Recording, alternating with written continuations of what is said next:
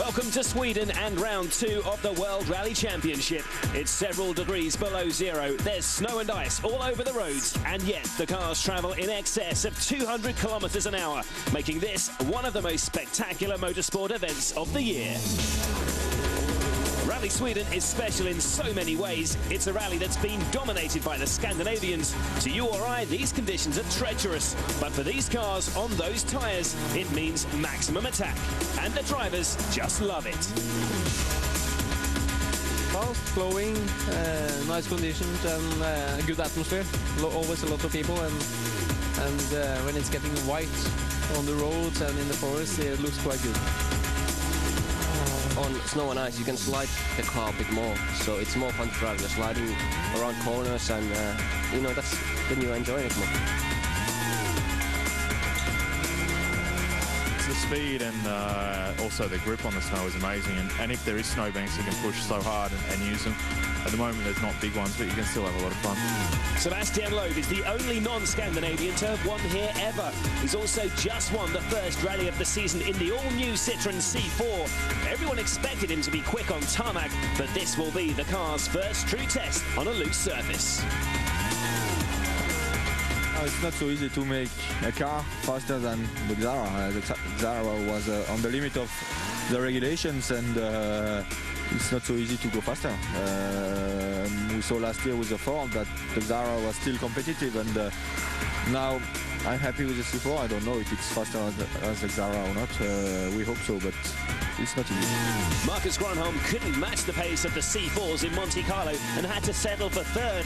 But here he's the master, having won this event 4 times. He'll be looking to prove a point to his arch rival. How important is it for you to beat Sebastian here?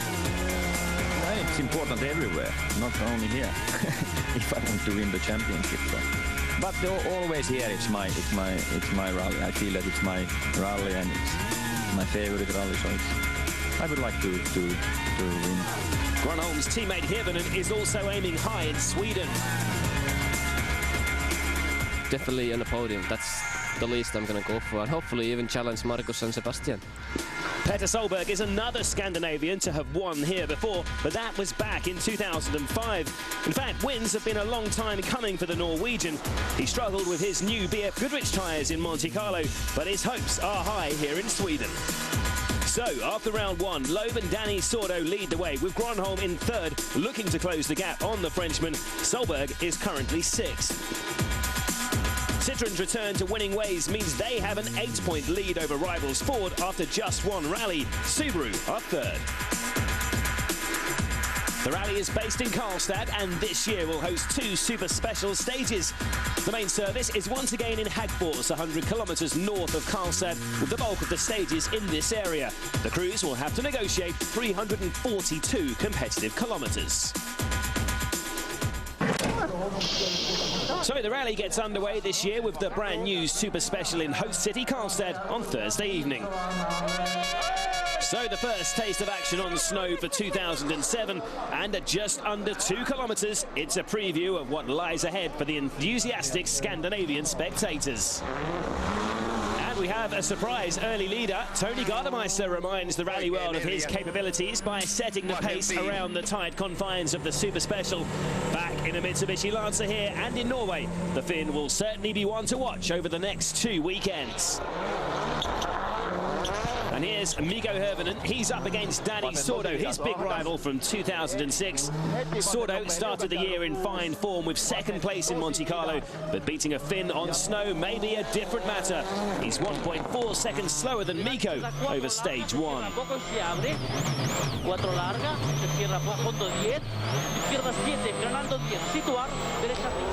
And talking of rivalries, what a gripping display Daniel Carlson and Gigi Gali put on in Sweden last year. They were locked in a battle for third all weekend, with Carlson eventually coming out on top. Gali's 3 seconds off the pace set by Gardemeister here. Daniel is another 4.4 seconds slower than Gigi. It's sibling rivalry next. The Solberg brothers going head-to-head. The real challenge with these two may come next week at their home events in Norway, but they'll both hope for strong performances on the snow of Sweden too. It's a good start by Petter. He's just 0.6 of a second off Gardemeister's time, with his elder brother Henning nearly 4 seconds off the pace. And while we're on the subject of classic duels, what about these two for a lineup? Sebastian Loeb and Marcus Gronholm. Oh, but that's not the getaway that the world champion was expecting. Very unlike Seb to stall on the start line. He got going eventually, but that's valuable seconds dropped already. No such delays for Ford's #1, though. Gardemeister then is the man to beat so far. Gronholm and Loeb are making their way through the last few bends now. Unsurprisingly, it's the Finn who's ahead.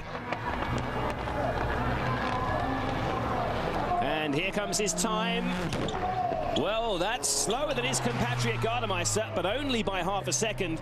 And just look how far back Loeb is. 7.6 seconds down on Gronholm already. So after the first stage, Gardemeister is the surprise leader, Gronholm second and Petter Solberg third. But what a disastrous start for Sebastian Loeb. He doesn't even appear and is down in 20th. The rally proper starts with stage 2. Stay with us to see if Sebastian Loeb can claw his way back into contention.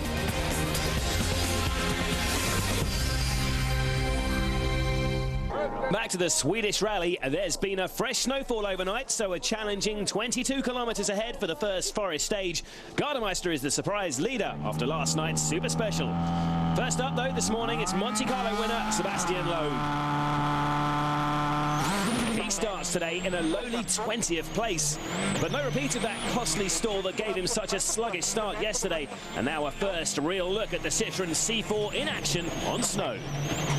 The new car certainly proved its pace on tarmac at the opening round. The team have freely admitted they're unsure how competitive the car will be on loose surfaces.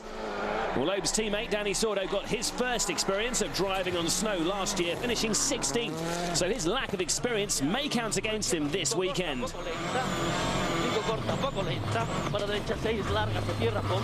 Oh, but he's run wide there. Plenty of snowbanks around this year, which can be used to lean on and keep the car on the road. But they can also block radiators if hit head-on, and that's just what Danny did there. He's ground to a halt and is stuck fast in that snowbank. This will cost a lot of time. Danny is understandably frustrated. Four-time Sweden winner Marcus Gronholm, meanwhile, waits his turn back on the start line. The spike tyres biting immediately into the ice, providing instant grip. It's often said that these narrow winter tyres can actually provide more grip than found on gravel events despite the icy surface. And Marcus knows better than most how to get the best of them. A fantastic taste of the speeds reached from the onboard camera here.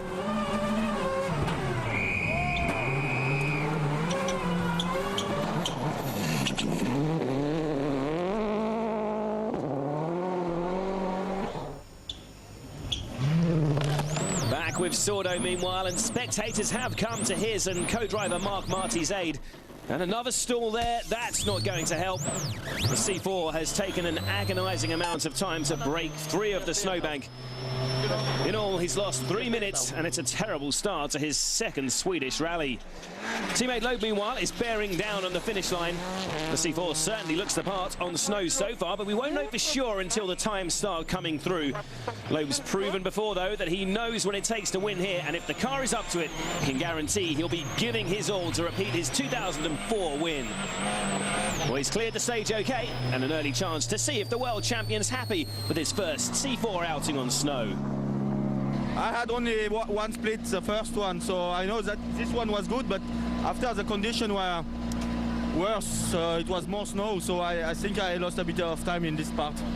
So that extra snowfall last night seems to be causing a few problems then as we rejoin Marcus Gronholm, who's attacking the final few kilometres of stage 2. Well, there's Loeb's time, and with the finish line fast approaching, he's going to be slower. 4.4 seconds off Seb's time, and he'll certainly not be happy about that.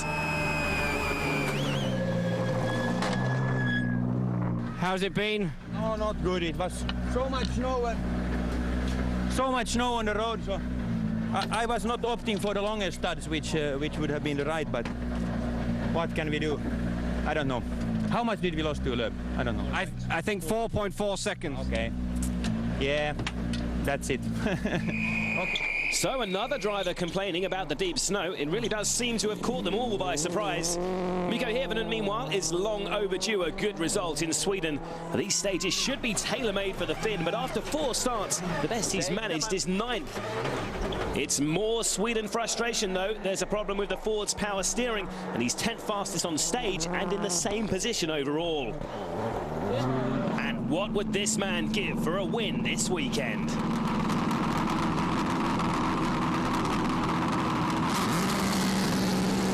Despite still using last year's spec Impreza, Petter Solberg and co-driver Phil Mills know they could have a shot for victory through the Swedish forests. Their later starting position should help too, with the early runners sweeping the loose snow clear.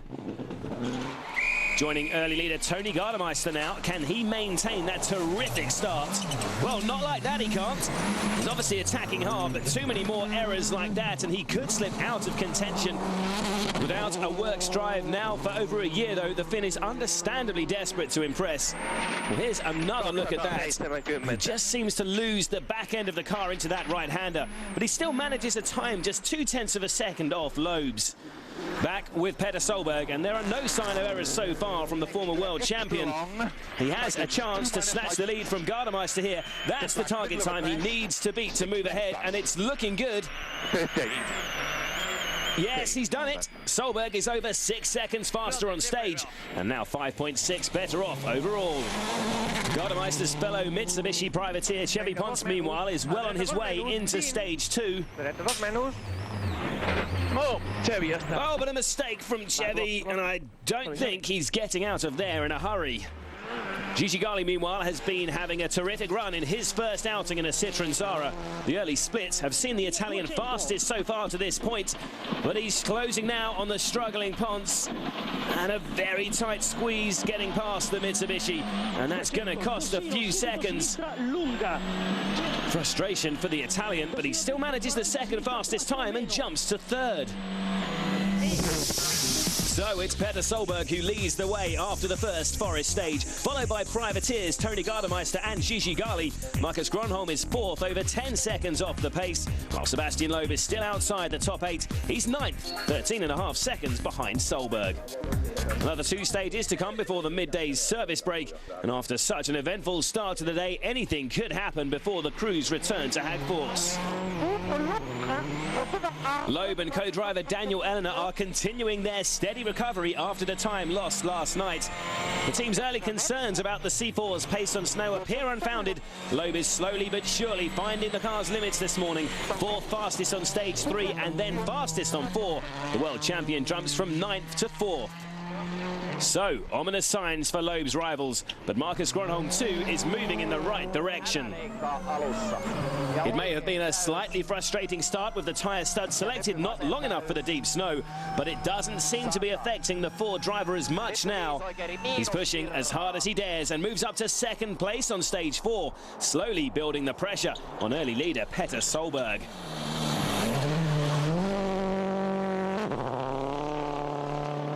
Like Gronholm, Solberg is a former winner here, victorious in 2005. Opens 40. It's early days, but Petter and Subaru appear to be back where they belong in the hunt for rally wins. His advantage has been shaved slightly, but he maintains his lead for now. Titans minus, opens, and line into... And what a terrific start it's been for Gigi Gali. He grew up driving on snow in the Italian skiing resort of Livigno, so is perfectly at home on the white stuff. And his amazing run continues. He sets his first fastest time of the weekend on stage 3, but a small mistake on the following test sees him lose 8.5 seconds and fall to 5th. At such high speeds, the smallest mistakes will be heavily punished.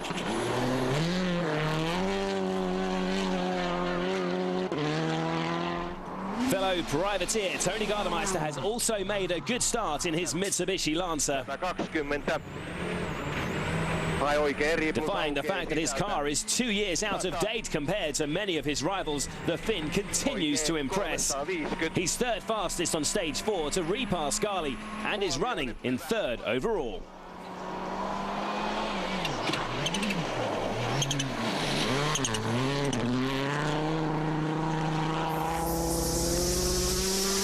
Change again on the leaderboard then. After 4 stages, Petter Solberg's closest rival is now Marcus Grönholm. Tony Gardemeister remains third, but has Sebastian Loeb just a second behind. It's all still incredibly tight though. The top 8 drivers are covered by less than 18 seconds.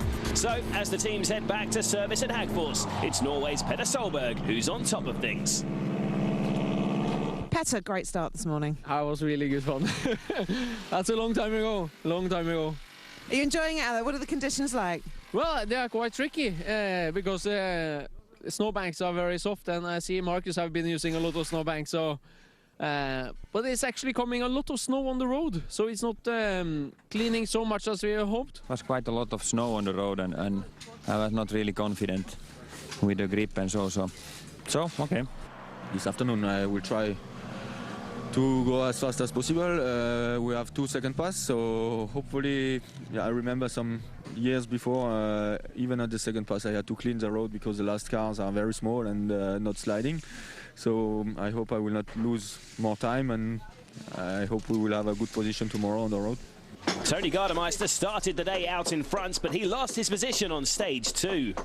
Once we spun close to start, and then after that, we tried to push like a hell, and then few white big moments on high speed. The afternoon loop is a repeat of the morning stages, but as the drivers predicted, there's still a lot of loose snow around. Sebastian Loeb's told us how determined he is to give this rally his best shot, and the Frenchman's fight back continues here.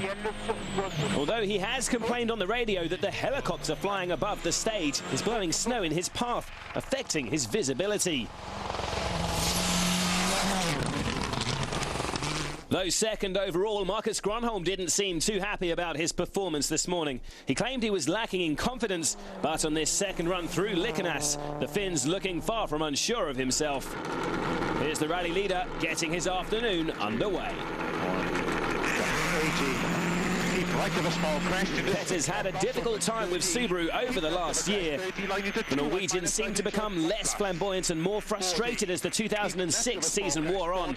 A good result early in 2007 could turn the tide for him.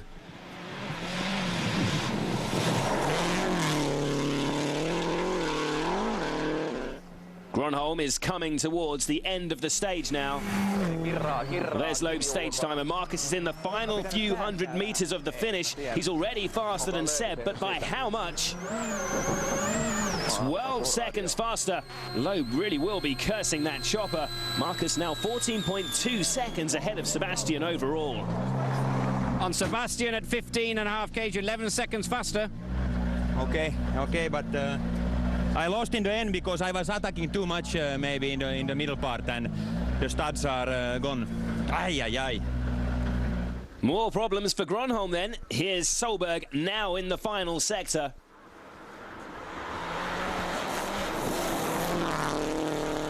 But can he match the Finn? That's the time he needs to match or better if he's to keep his lead of the rally. And it's looking under threats here. Yes, he's lost it. Petter drops to second, 1.2 seconds behind Marcus. Gigi Gali's been looking in fine form already with a stage win under his belt and running 5th overall. He's enjoying driving the Zara, but still has a great deal to learn about the car. The priority is getting through. No. Oh, but that's the last thing he needed. This is going to be costly. Without a snowbank, there was nothing to bounce him back on course. Taking a look at the replay, you can see he's just carrying too much speed. And once stuck in the snow, it can be very hard to get the car out again. It's a costly error as the Italian loses over 4 minutes and tumbles out of contention. So a new rally leader, the 4 times winner Marcus Gronholm, with Petter Solberg now second. Henning Solberg has climbed to 4th ahead of Loeb, who's now in 5th place overall. With Ghali's loss of time though, Loeb is the only non-Nordic driver in the top 8.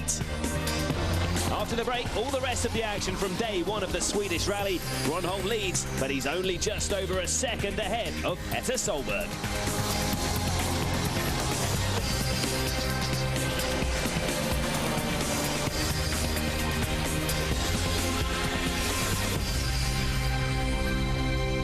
Welcome back to Sweden, and a chance now to catch up with some runners further down the order.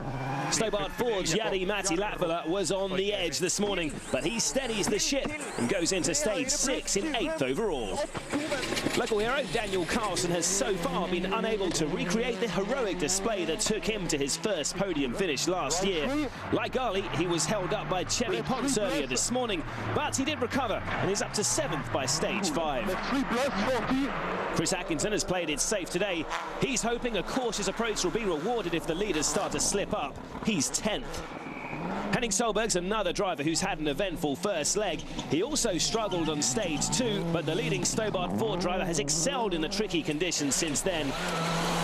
While Chevy Ponce has already had a lively start to the day with that off on stage 2, and unfortunately for the Spaniard, his day does not improve. A stuck throttle causing this off on stage 5 and bringing his rally to an early finish. So a reminder of how the top 6 stands as the crews head to stages 6 and 7. Gronholm leading from Solberg with Gardemeister 3rd.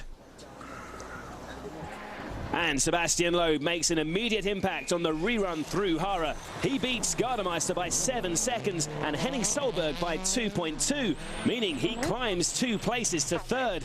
And on stage 7, Seb's fastest, powering through the snow and taking 2nd place. He started the day 20th, remember.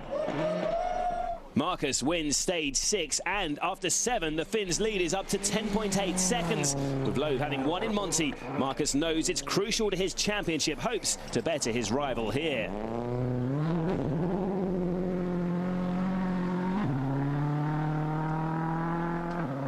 It's not all going quite so smoothly for Petter Solberg, though.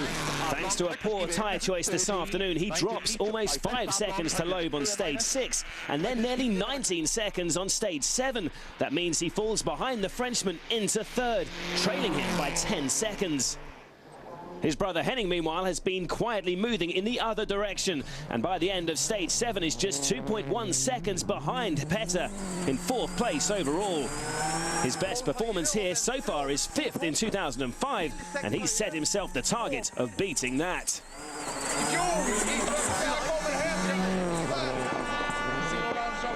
Mikko Hirvonen likewise is upwardly mobile. On stage 6, he closes to within 3.8 seconds of Tony Gardemeister ahead of him in 5th place. On stage 7, he beats Gardemeister by 7.2 seconds and takes 5th, leading his fellow Finn by 3.4 seconds. Latvala, in the livery of Stobart Ford, climbs to 7th in stage 6. He's hoping for a good result after damaging his focus in Monte Carlo. But on stage 7, this happens. That spin costs him. He drops more than a minute to the stage winner Loeb and falls out of the points.